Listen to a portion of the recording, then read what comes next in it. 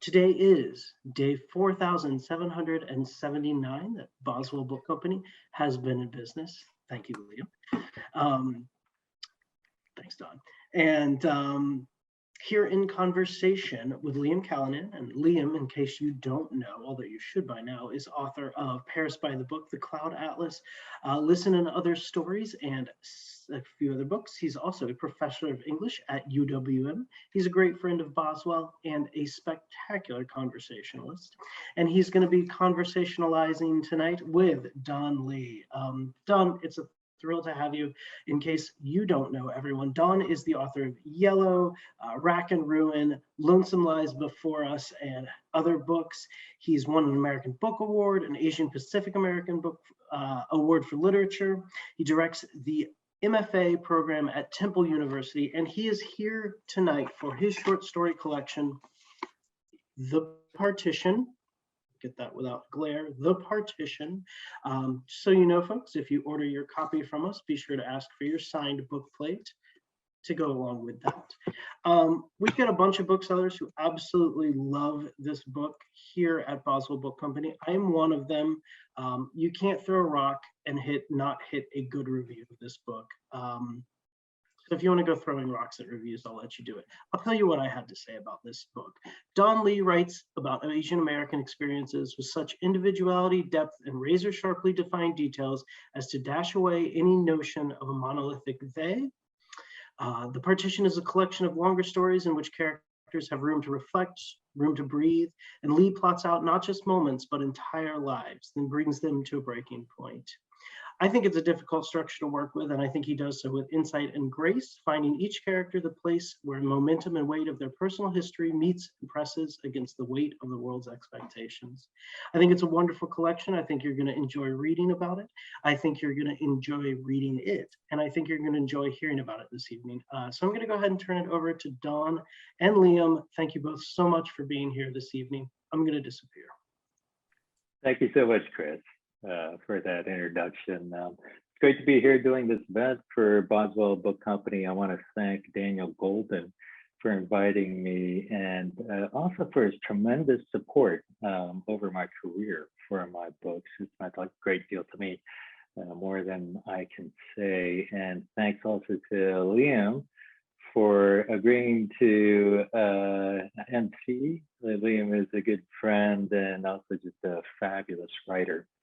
And so I'm really looking forward to our conversation. I know that you're going to throw some zingers at me, and I'm going to have a difficult time answering things, but I look forward to the challenge. So. All right, great. Well, I'm so excited to be here. This is a huge honor, a very, very undeserved honor, but it's a thrill nonetheless. And I'm excited for many reasons, not just because Don has written a spectacular book. Chris is right about all the reviews, but better than reviews is just reading the book itself. But not only that, Don's also a spectacular TV critic. He told me how to touch up my hair and my lighting before this event. So if I look, my class is probably going to look at me tomorrow and say, like, there's Liam. We've been missing him from our whole semester. So Don, I appreciate your attention to it. I'm so excited to see so many of my students here. So UWM is representing tonight. And I hope you guys get to ask some questions. You're going to have a hard time getting to though, because I'm such a fanboy here. I'm going to be asking questions all night. I asked Boswell if we could stay on for an additional 3 hours, and they said, great. So I think we'll go to roughly around midnight.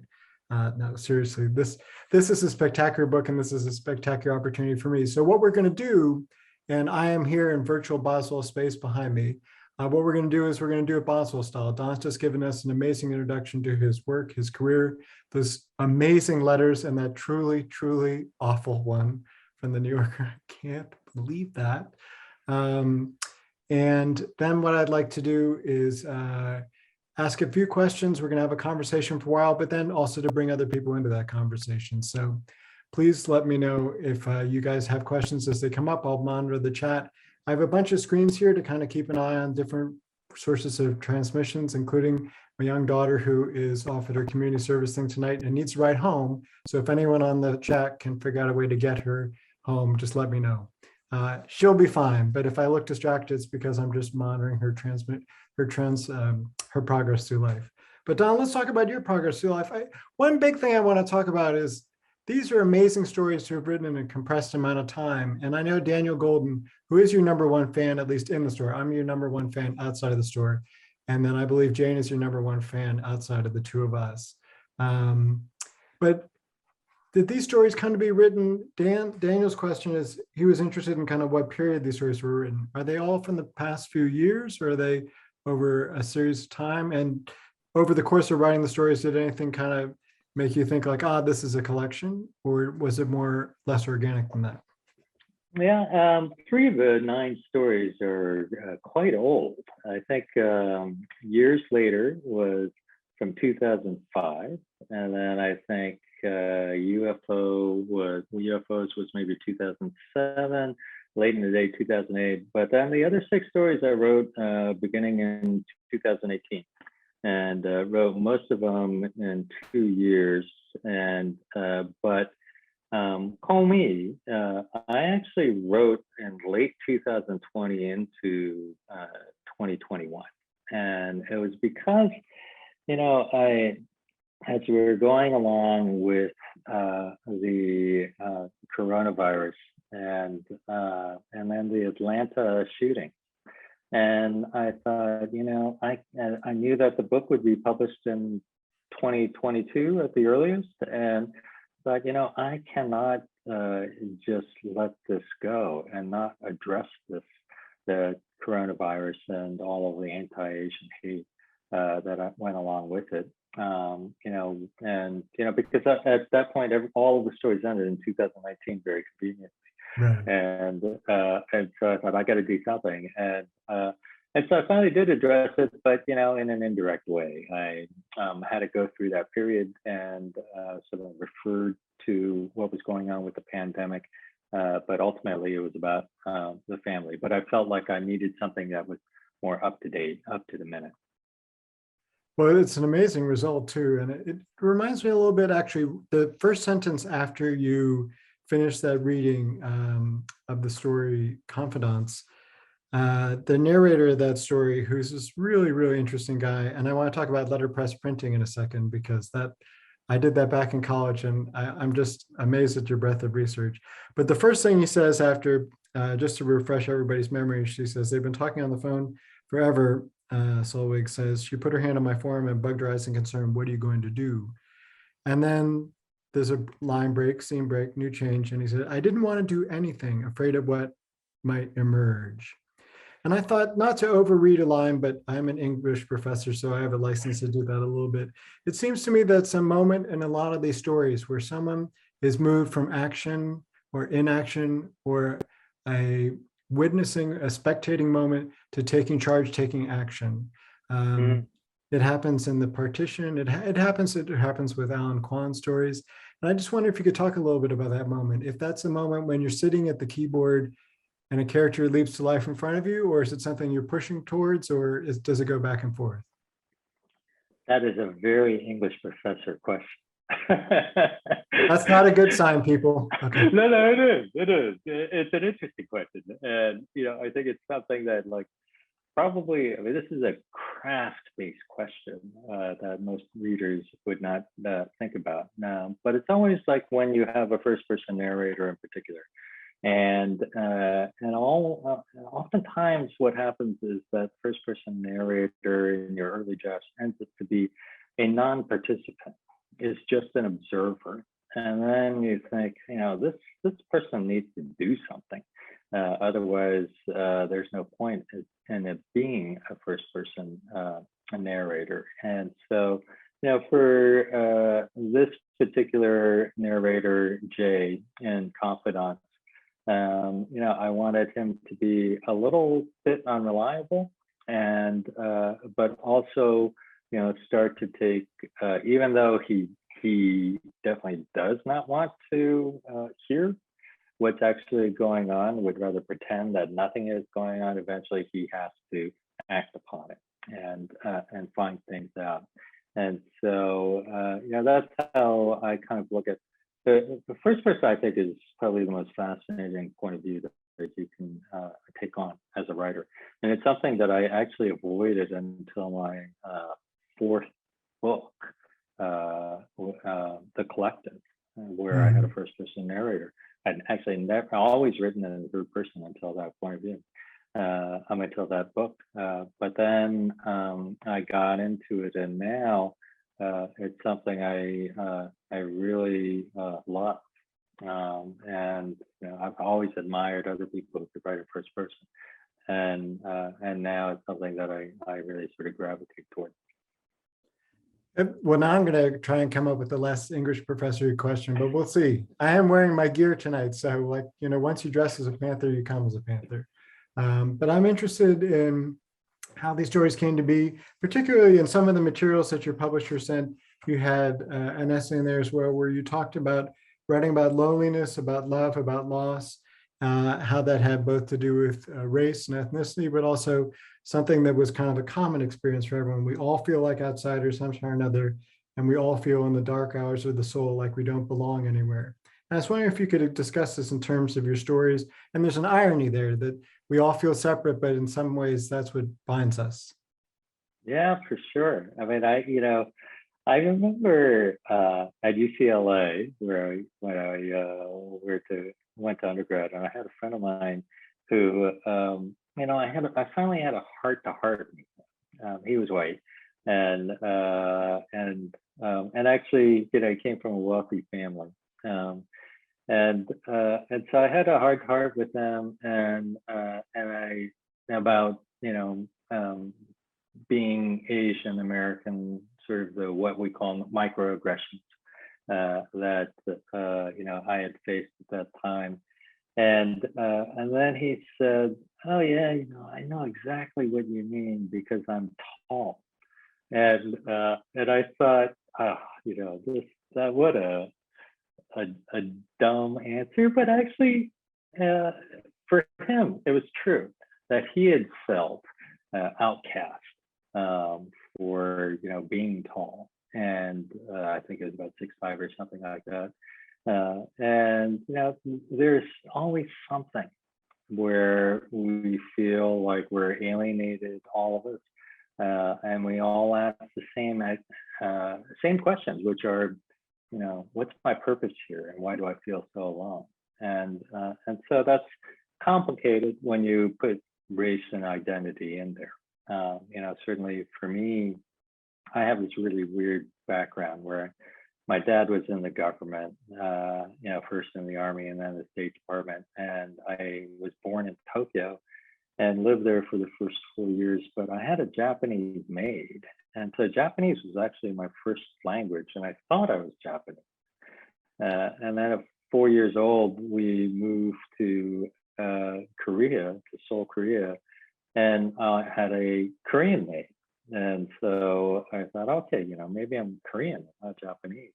And then I started school at the DoD school on the Army base. And so I thought, I am actually an American instead of a Korean or Japanese. And so that's always, I think that first being any kind of military or diplomatic brat is going to screw you up and sort of fracture you, because you have no kind of grounding about home.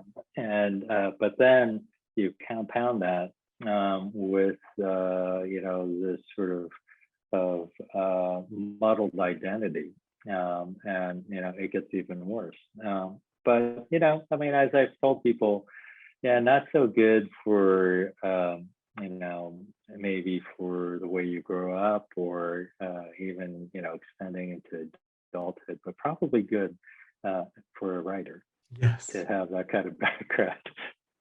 Well, it definitely shows, and not just in the stories that there's a couple that are set in Tokyo, but there's just this wonderful resonance, because there's a tension in a lot of these stories, and definitely around race, which is a source of identity and power for people, but also a source of great tension because it targets them. I mean, your clueless questions like the one I'm in the middle of asking right now are kind of a danger to some of them. And so I wonder how when you sent your characters into different places where they're experiencing that tension, like for example, in the title story, The Partition, this is amazing story, which again, I guess the under theme of the night is English professor. There's a professor who of literature, many different kinds of literatures, who translates a book and is accused of getting the translation wrong. Well, I don't want to spoil it too much farther than that, but well, I guess we can say that she does get it wrong, but there's a lot of powerful opportunity for her to navigate that tension of what it means to get right and wrong. I wonder if you could just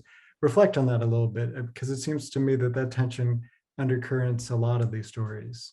Yeah, I mean, I think the tension is, the reason why with that title story, why I named the collection as the Partition, was I thought that was such an apt title because all these characters are kind of in a liminal state, that they're between, cultures and countries and languages and selves, and they don't know what their true identity or their authentic self is. And so, how else better to explore that with a translation? The translator is Korean American, but she didn't learn Korean until much later in her life, and is trying to connect back to those roots. And but that story actually came about because of the novel The Vegetarian, and which won the Man Booker International Prize. And but what happened after that was that the translator, her name is Deborah Smith, came under a lot of criticism from readers and scholars in Korea, because first of all, it was the first book that she had ever translated from Korean, and she'd only learned Korean 6 years before, and she was a white British woman. And so, and there was one professor who actually did everything that I put in the story about the stats of, 18.6% are, mistranslations, 36% are fabrications, all of that sort of thing. And so if it's the one sort of Easter egg in there is that I named the editor in the story Deborah Smythe. But I thought it was like this whole idea, because the character is trying to translate herself and figure out where she belongs. And but Deborah Smith said something interesting. She said that she doesn't believe that any kind of literary translation can be literal, or else it'd be gibberish, which I agree with, absolutely. But she also said that translation, by its very nature, needs to be a creative act, which I thought was a little suspect. But ultimately, I think it's that the translation must adhere to the spirit of the original act, and I think that that's what that translation for The Vegetarian did.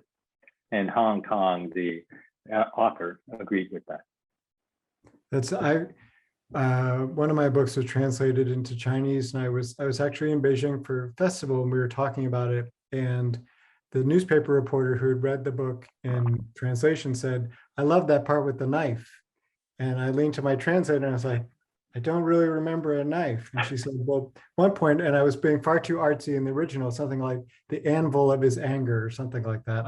It was a terrible sentence that I should have edited out. But the translator said like anvil, sharp, and so put it, and I was like, "That's great. I've made a new reader and I communicated, and you made it better than it was in the beginning." But it is, I just like that idea that translation is creation. Yeah, I mean, I haven't had a huge number of books that have been translated, but it's odd because you sign the contract and then maybe a year later or something, you just get these books in the mail and you can't read them. And but most of the time they never contact you about anything. And so I mean, at least Deborah Smith was in almost daily contact with Hong Kong, asking questions and everything else. So it was more of a collaboration. But I've never encountered that. And I do remember the only time that I've talked to a translator was for Yellow, my first book, and he said, "Oh, we're almost done with your translation. We just have a couple of questions. The only thing really that we have to ask is with the first chapter of your novel." And I thought, oh, because it was a collection of short stories. And he said, "The first chapter, the title, The Price of Eggs in China. What does this mean?" What we believe it means is the weakness of the Chinese man's heart. And I thought, oh my God, what are they doing to this book? But I actually did hear from somebody who was Korean and read it, and they said that it was a pretty good translation. So you never know. Well, since we're talking about the backgrounds of these stories, and I promise everyone that I will invite you in very shortly, but just I wanted to get a couple more questions in. Since we're talking about the background of these stories, I would love to know a little bit more about the suite. There's a suite of stories, everybody, the last 3 stories in this collection, which are amazing. And they could be their own book to themselves. And they all revolve around this character, Alan. And I wonder if you could just take it from there, introduce us to Alan and tell us a little bit about where they come from, because they span time, careers, and it's really, really beautiful storytelling. Yeah, I mean, when I said that I felt like this was a bookend of To Yellow. In Yellow, the concluding story is a novella that covers one character from when he's 14 to around when he's 40 or something like that.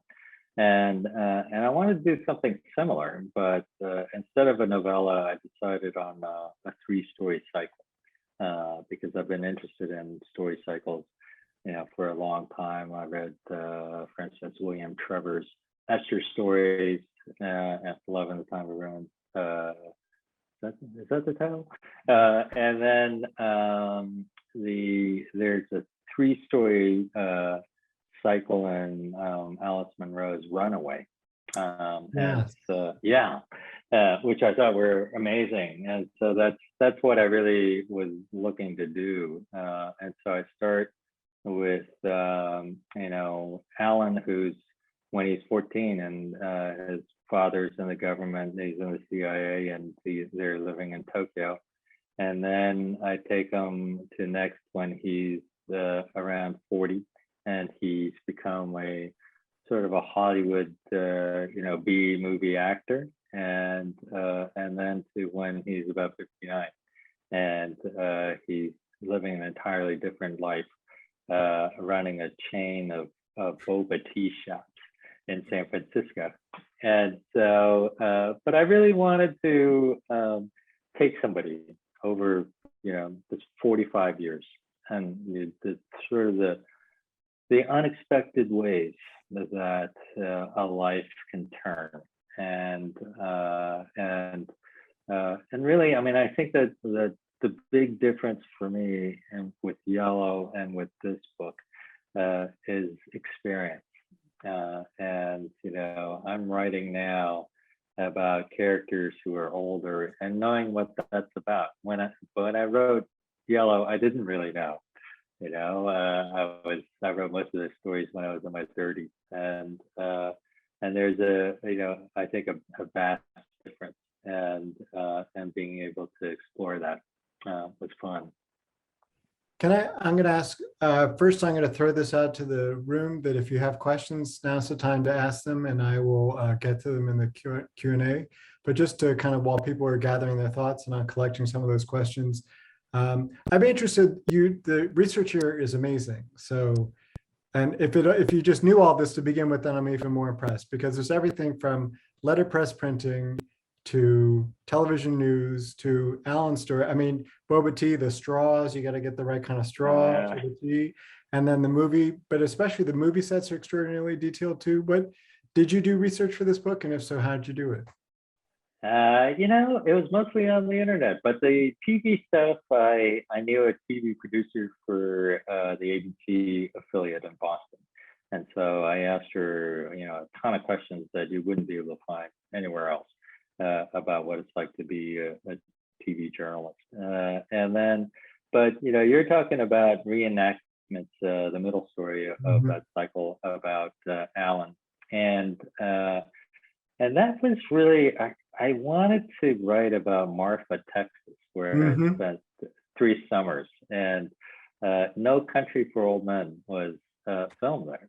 And so I was reading about that, and they said that they ran into a problem, which was they were filming that scene where the character comes across all of these dead bodies that are lying in the desert. But the problem they had was the fake blood that they were using was very sugary and attracting bugs and ants. And so people were kind of twitching around.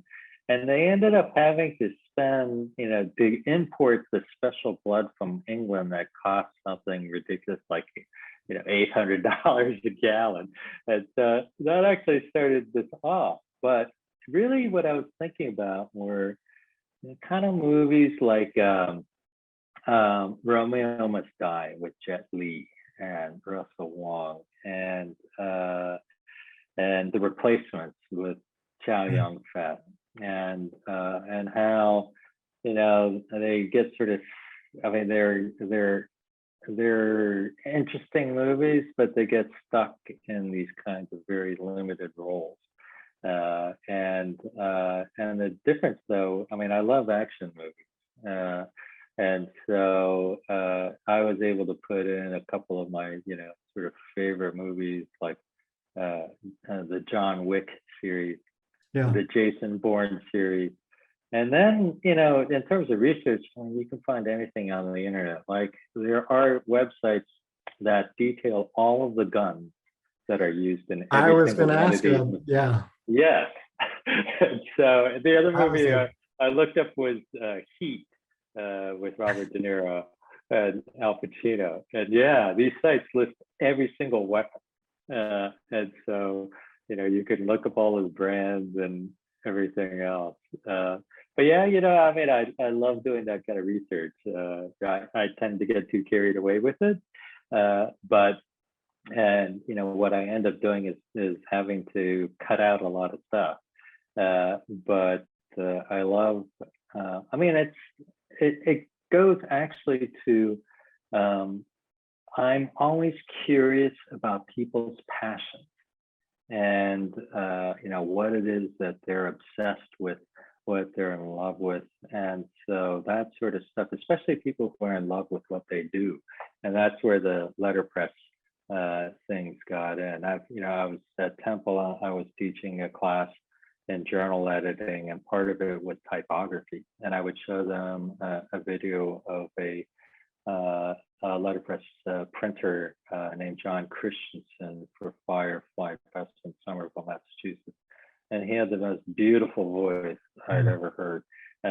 But it was great to get into all of that. It was amazing. And I learned something because I did letterpress printing in college, and I thought I was really cool to make the letters embed in the paper. But I learned from your book that you don't want to embed the letters in the paper. So I'm asking too many questions. We have a lot of them piling up here in the chat. So I'm going to ask a couple on their behalf. One is from Camilla Lee, who says, as a third culture kid with a similar diplomatic military background, I was wondering where the writer you feels most at home and feel belonged. I also ask this because a lot of people tell Asian American writers if they could go back home, meaning Korea, one day to teach, what would you do? So, so she's asking about the nature of feeling most at home. Yeah, I mean, I think that home for me, where I felt most comfortable has been Hawaii. My dad was born in Oahu, in Honolulu, and he's there now. He retired there. I think it was like 30 years ago, and so when I was a kid, we went there every couple of years on home week, and then since then I've gone there every single year and to visit my dad, and I feel very comfortable there because Asian Americans are the majority, and so we're Kamaaina, and whereas other places, I mean, I never I have felt totally at home in Boston, even though I was there for 24 years. and I miss it actually quite a bit. But still, I can't say that it was necessarily home, whereas probably Hawaii, California, Seattle, those are the places that I feel much more comfortable. I haven't gone back to Seoul or Tokyo since 1990, I think it is. And I'm very interested in going back, but certainly I would never be able to move back there because I used to know the languages conversation, but I've forgotten it all. Mm, mm. And language is a way of being home too in different places, in different ways. We have a couple questions on this subject, and I know this is kind of a hot button issue in a lot of literary circles. So a couple people have asked, and I'll just put it out here now. It's kind of concerning people's thoughts about writers writing about ethnicities or races other than their own, and how to navigate that, and what your thoughts are on that. Yeah, I mean, this is a huge subject, right? It goes from Lionel Shriver giving that speech in Australia at the literary festival where she was wearing a sombrero and saying that, why should we be limited to our cultures? And then, of course, Janine Cummings with American Dirt, and that really started, I think escalated since then. And so, I don't know. I mean, I would never say to another writer, you can't write about it, because, then, could you say to Tolstoy, you cannot write from a woman's point of view. Right. And so, and all the kind of, historical novels and everything else. But, certainly, I mean, I tell my students, when you do this, you got to tread carefully. And, you got to know that you might face criticism, and whether that's justified or not. And so, I mean, I was talking about the difference between Yellow and Now, and nobody ever said this to me, but eventually what I sort of recognized was, I was writing in that particular collection from the point of view of Chinese Americans and Filipino Americans and Japanese Americans. And I kind of felt that I wondered if those Japanese, Filipino, Chinese American writers felt that I was stealing their stories or didn't have a right to tell those stories. And so, in this particular book, all of the main characters are Korean American like me. And I didn't do that because I think that that's what you need to do.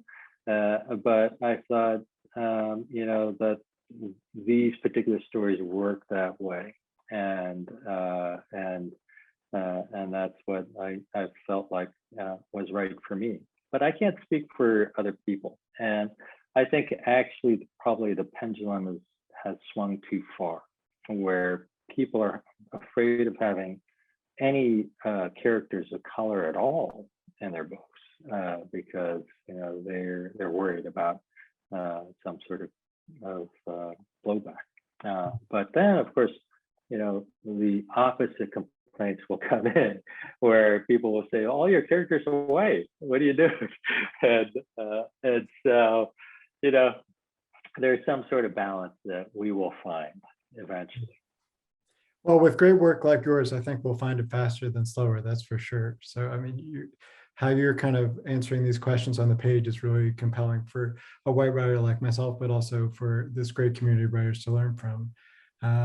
I've got a couple questions that I don't know exactly. I'll ask both of them, and then you can figure out which one to answer them, what order to answer them in. One is, what do you consider your first big break in getting published?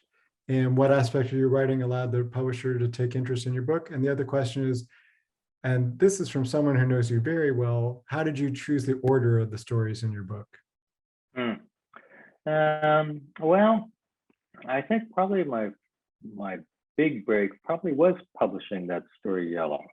It took me 3 years to find a publisher, and it was American Short Fiction, and which at that time did not have a page limit for submissions, and they still don't. And so I think it took up like half of the issue, and then but that sort of spurred me, because I thought, okay, somebody's willing to take this much of a gamble on me. And I've been publishing stories in other journals, but that's when I decided to put together the collection. And so that was, definitely my big break. And as far as the order of the stories in the partition go, I always knew like the Allen stories, they needed to be in the back. Yeah. But then otherwise, I kept on changing the order. And so I finally decided late in the day, which starts the collection, is about a film director, indie film director, and that kind of matched up with Alan's story at the end. So I thought that this is a good one to start with. But also it's about intra-Asian kind of squabbles. This director, and this is actually based on a film director I met named Eric Byler, who did a film called Charlotte Sometimes. And for me, it was a fascinating, film, because he had all Asian American characters, and they never talked about being Asian American, and so they were just happened to be Asian American. But he got big praise at first, but then there was these sort of grumbles, because the main character, the love interest, was what they call a Hapa Howley, which is mostly father was white, mother was Asian, and instead of having somebody who was fully Asian as their character. I never understood that criticism, but he just kind of took it on the chin for that. And so, but I thought it might be more interesting to start a collection like this about internal kind of discussions about race, instead of things that are coming from the outside. Well, I thought it was interesting in this. I know poets think about the order of their books all the time. It's very important, but I don't feel like short story writers do. And yours really does feel like this is the exact order it's supposed to be in. The book gathers momentum and forces, and each one informs the next one. So I couldn't imagine the book being ordered any other way. And I thought it was a real lesson to me in like how you organize a book. Well, there were other factors involved. I mean, certainly I wanted to I have in those first 6 stories, 3 of them are 3 female main characters, and I wanted to alternate the genders.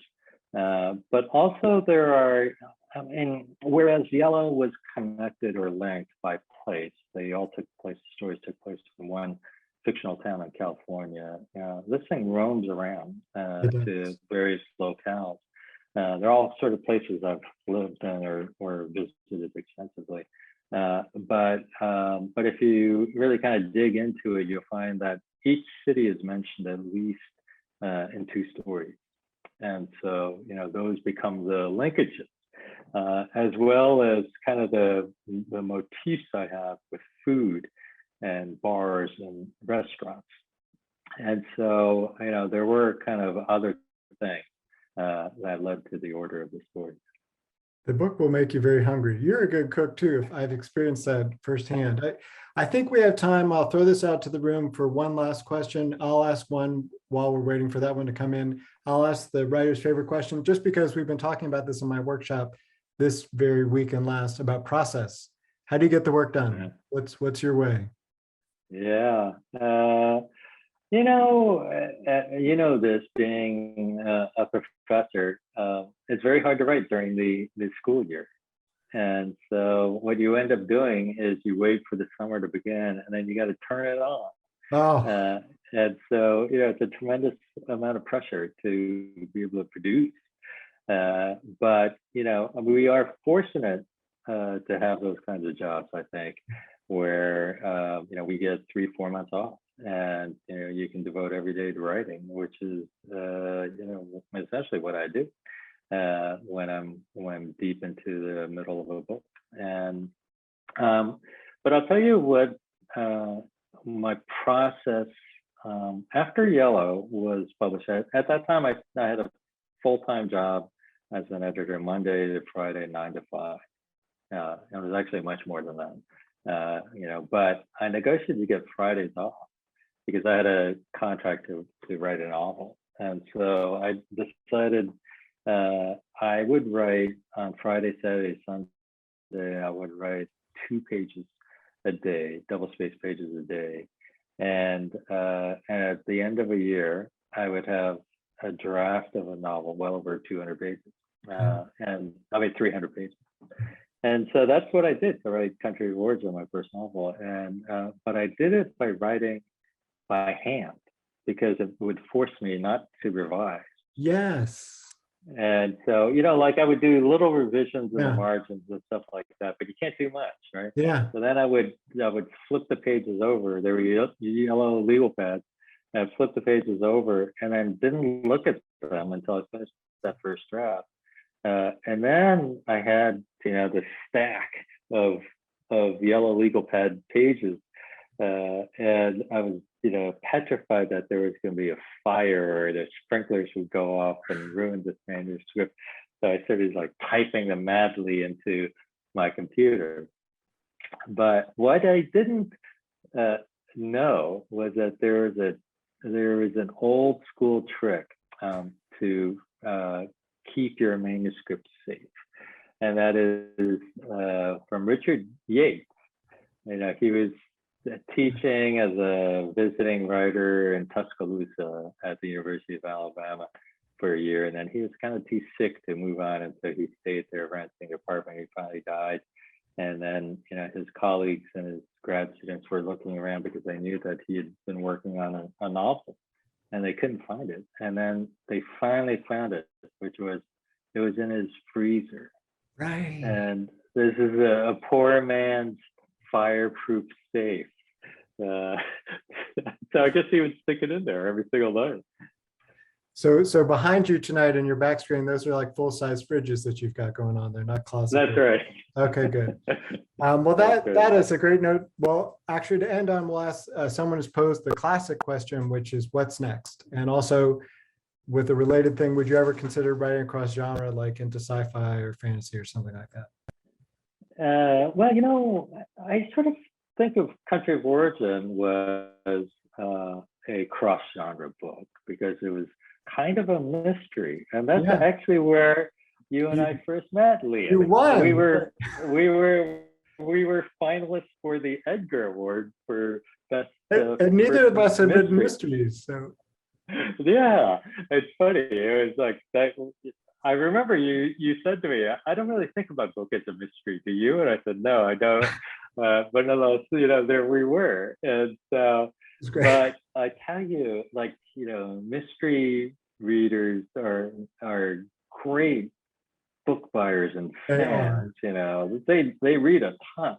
And so, but I have an idea for a short neo-noir novel.